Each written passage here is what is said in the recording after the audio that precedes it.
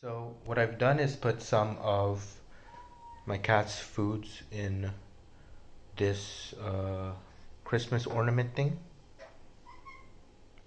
and I'll show it to them. Look, guys.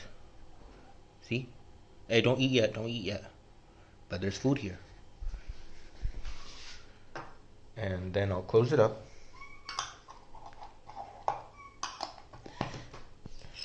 Shake it so they know it's in here.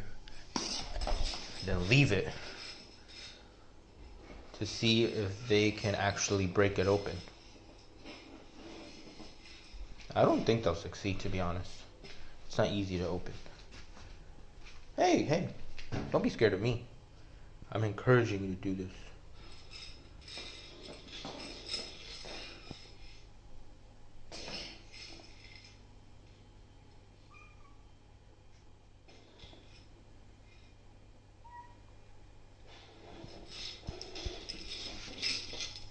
You're not gonna try, Rory?